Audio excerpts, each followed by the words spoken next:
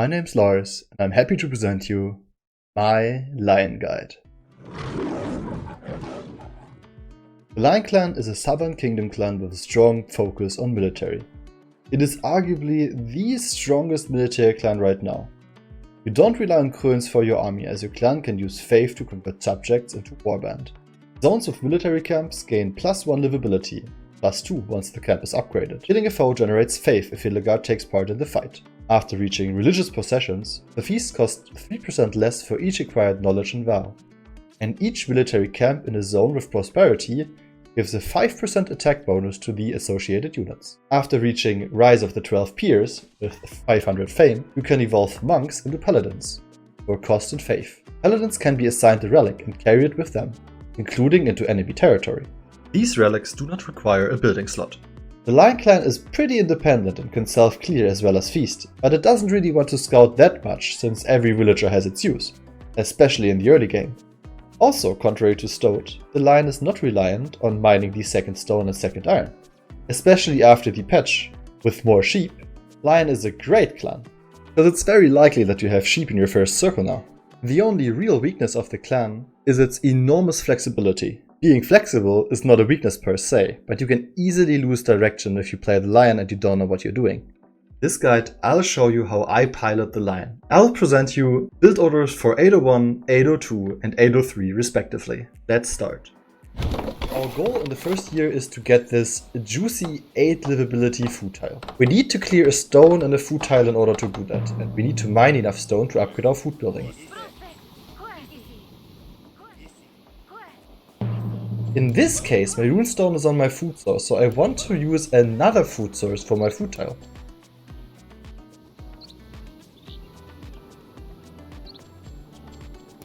Now I'm finding another food source, and this means I have to clear that wolf by myself as fast as I can.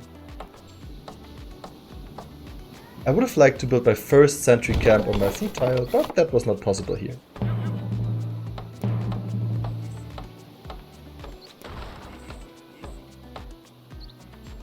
Afterwards, convert 1 sentry with coins, 1 sentry with faith. The spawn is ultimately very important. You want to set up 4 different eco tiles. A food tile, a faith tile, a coins tile and a wood tile. Each tile wants to have a separate production building.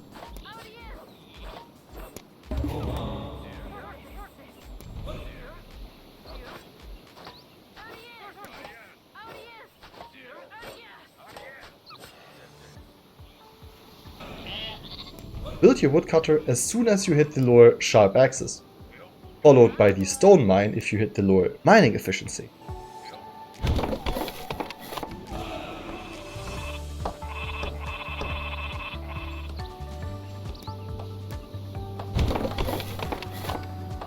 Can we take a minute and talk about how aggressive the neutrals have become? Oh my god. For the military path, we always pick legions. Legions makes it so that our 1500 military bonus will instantly win us the game.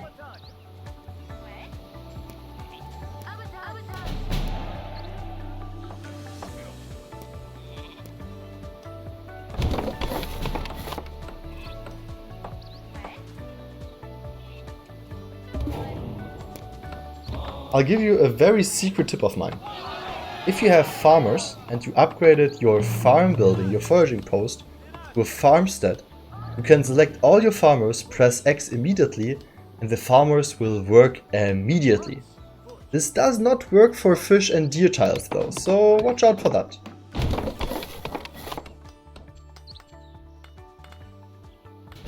You can stop mining the stone after mining approximately 10 stone in total, so 5 stone for your farmstead, and you will have 5 stone left over. Reason for that being that you need another 5 stone to upgrade your sentry tile and your farmstead later.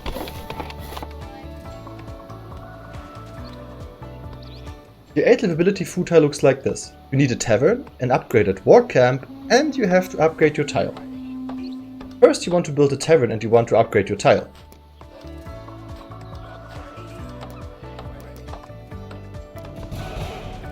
Then you want to work your tavern ASAP, and you want to stay around 5 happiness at all times.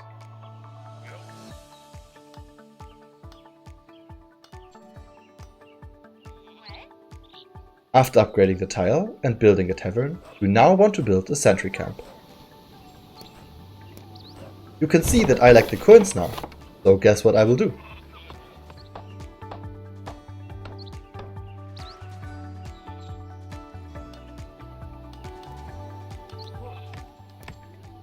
I'll build an anchorage.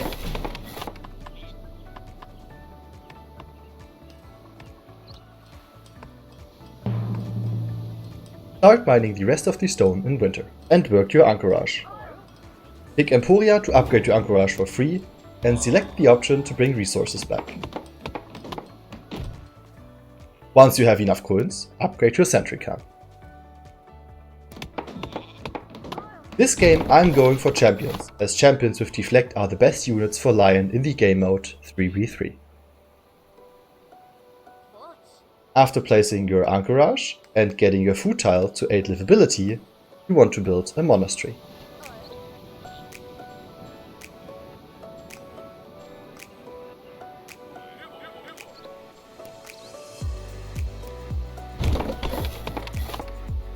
And after building it, work it immediately. Usually you want to sail for iron, as your end goal is to have a smithy and an upgraded camp on each tile.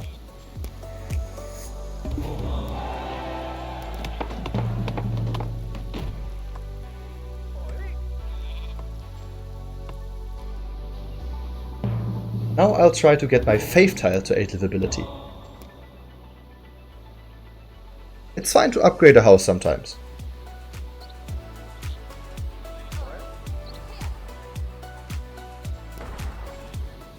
Before investing the 100 coins into upgrading the faith tile, it is so much value to turn the monastery into an abbey instead. The abbey is like a budget altar, except it gives you the same resources.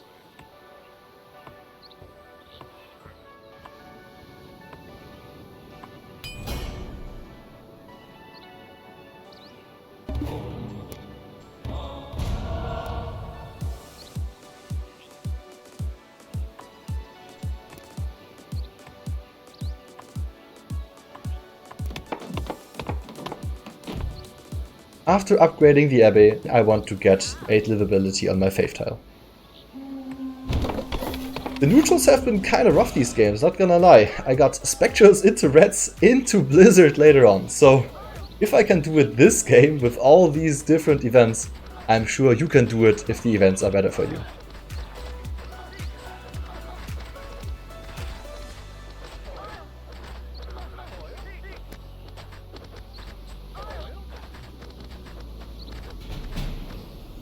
Moving on! After building the sentry camp and upgrading the sentry camp, I will be able to have 8 livability on my faith tile.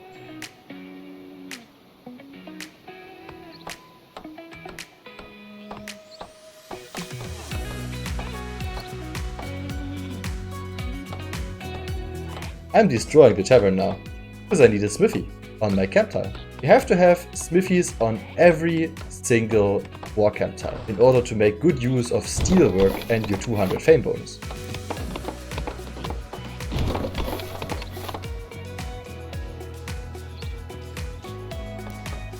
If you have a spawn like me and your farm is on your iron tile, make sure to mine your iron in winter.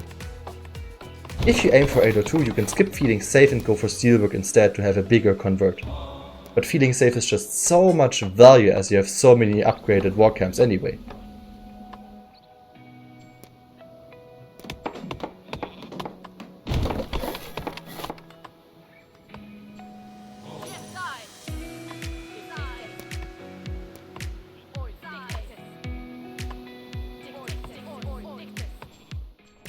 After mining all of the iron and experiencing some lion issues, you can start smithying everything. After hitting steelwork, you're basically ready. The only thing you have to do now is forge yourself.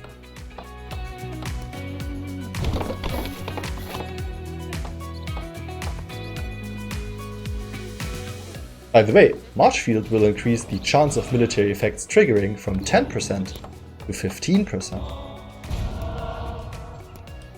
make sure to always upgrade your main to a citadel. We want to convert as big as we can. Now the only thing left to do is just building smithies and war camps everywhere, then converting. So don't pick any lore from here on out.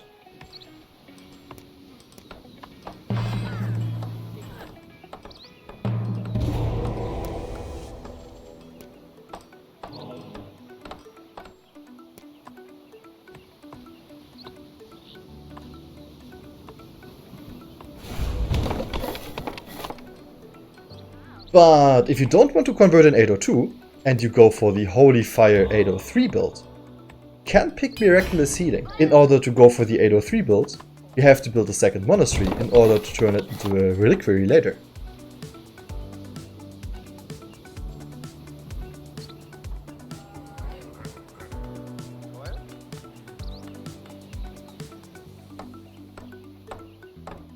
Here comes the blizzard.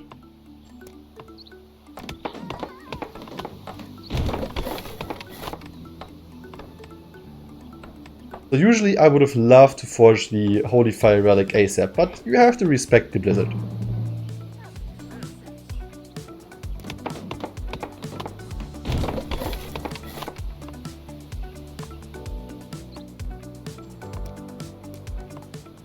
In this case, I'm building a second food building, because I have a farm for the blizzard and the farm won't give me any food whatsoever. So I'm going for some fishermen instead. I have to be kind of flexible for this.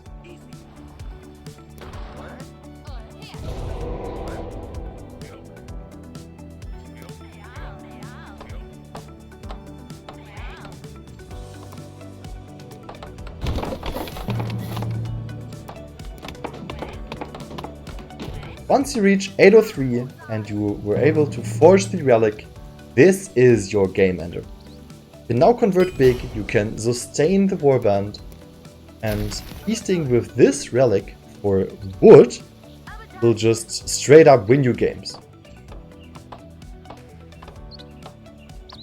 You have to convert one monk to a paladin, pick up the relic, bring the relic in the fight, and look at this, the relic will even heal your units while you're standing on the enemy's tiles. Make sure to always save wood for feasting, and at this point nobody will be able to match your military.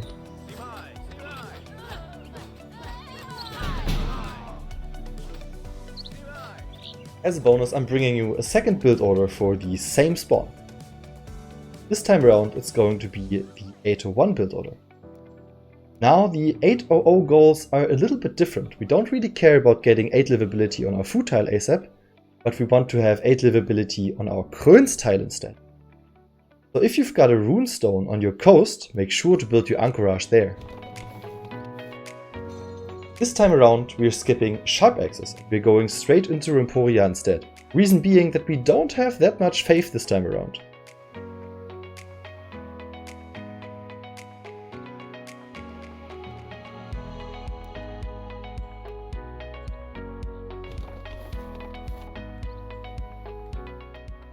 But same as before, make sure to upgrade your food building first. Then build a sentry camp and clear yourself.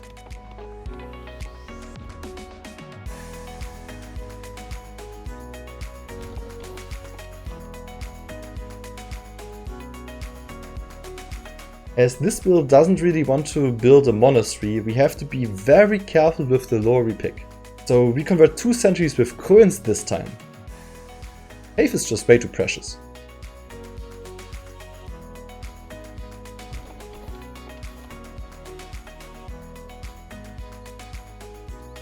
Same as before, we're going legions, even though leadership might be better. But the problem is, if the enemy sees 3 leaderships and he's like, wait, the lion went leadership, he might be able to see that we want to rush. So we want to avoid giving away too much information. After upgrading your anchorage into a seaport, get 8 livability on your coins tile now.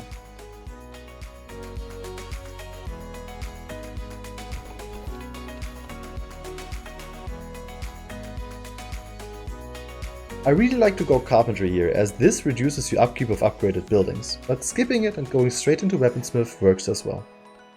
Also, make sure to always work your seaport with as many workers as you can.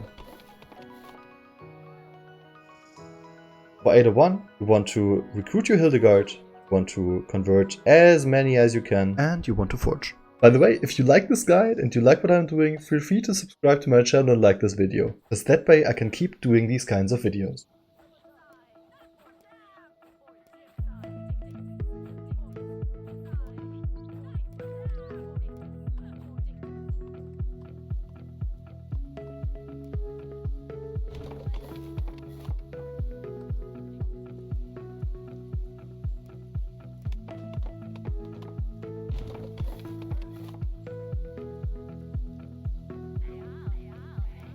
And honestly, this time around, even without the feast, I was easily able to feast, I was easily able to forge myself, get out my chief, convert up to 7/8 units, while having infinite sustain. Go champions and fantasins when playing with lynx, but go archers if you are in a wolf and eagle game.